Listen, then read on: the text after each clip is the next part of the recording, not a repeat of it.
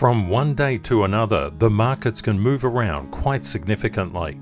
That's why you want to let the charts tell you the news. Financial markets react very quickly to the release of news. That's why you can see charts move very quickly around key release information. Also, charts tend to price in upcoming economic information as well. Reading economic signals is really difficult. Instead, read the signals from the chart. Knowing the CTKS structure within side charts is an absolute game-changing experience. We're going to go through a number of different charts in this video.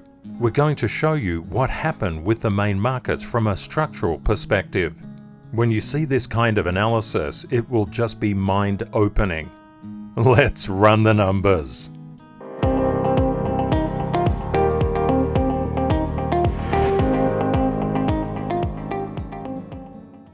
Hi CTKS family, and welcome new viewers. I'm Ken, the inventor of the CTKS method, the world's most powerful smart money buy and sell level detection system. In this video, we're going to see how the yields and dollar capitulation came just in time for the stock market. If you like this kind of content, please smash that like button and subscribe. Make sure to click that bell notification so you don't miss a thing. All my chart indicators are available through ctksmethod.org, the monthly service, and you can also learn the CTKS method via the certification or the masterclass. In yesterday's video, we said that there was a very large amount of support in the S&P 500.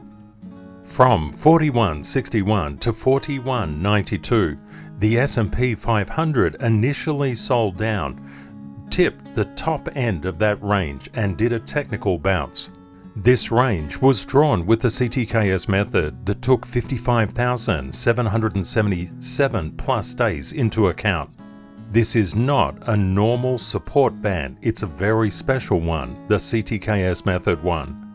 Also yesterday, we discussed the NASDAQ, two levels to watch for, the 12,790 and the 13,109 mark. If we were going to get a bounce in the S&P 500, we expected the 13,109 would be hit, and that's what's happened. A precondition for the technical bounce was for oil to fill this fresh air gap, and it did so. Oil has been trading for over 59,000 days, so when we draw up a fresh air gap with the CTKS method on oil, it's very significant. Fresh air gaps get filled. About 4 days ago, I was explaining the bond market looked like it was capitulating. Now we're seeing signs of the yields capitulating and bond prices coming up. The US 2-year yield is flattening out and finding structural support. Tesla did dip into this fresh air gap, but it soon recovered as the NASDAQ and the S&P 500 did their technical bounces. Microsoft avoided a very nasty negative air fresh air gap and bounced.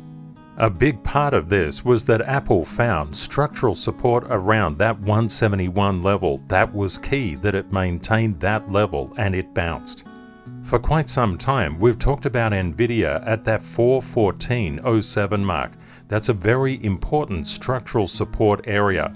And NVIDIA, even though the US curbed more exports of their AI chips to China, this structural support area has held incredibly well.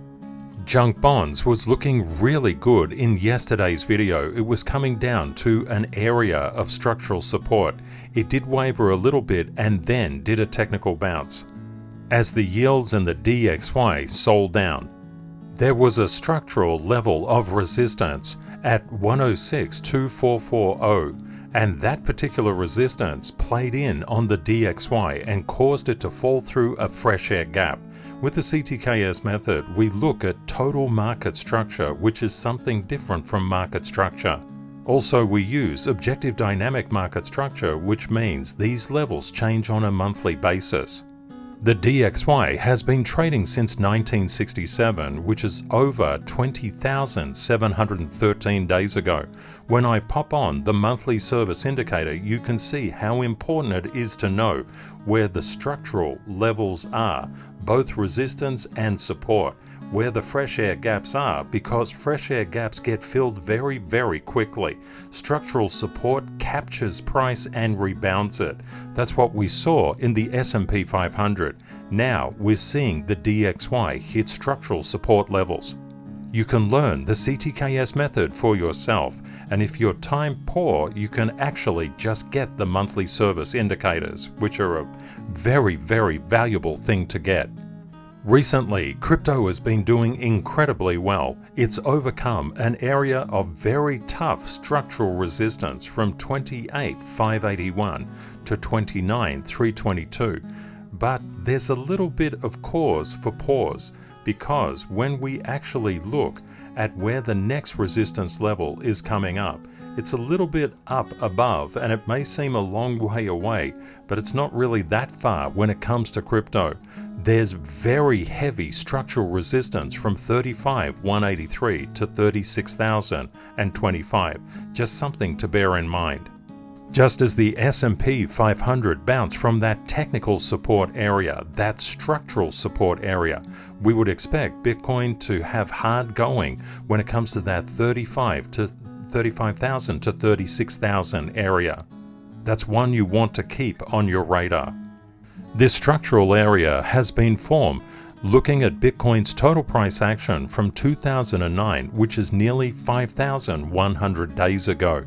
I showed you the CTKS structural levels on the DXY. If you want to see those levels across all of the Tier 1 charts and get a video to understand how to read them across the structural levels across Apple down to Litecoin, the Tier 2, you can see those inside the service.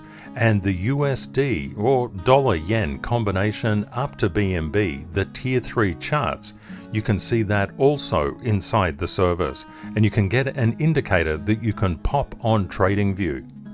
So you can monitor those structural levels on real time, exactly the same indicator that I use in the daily video. If that sounds good, for around the price of a cup of coffee every 3 days, you can gain access to those 27 indicators, and a new one is coming next month, the Aussie dollar. You can enter the coupon or just pop in that URL, and you'll gain access to the service for 50% off.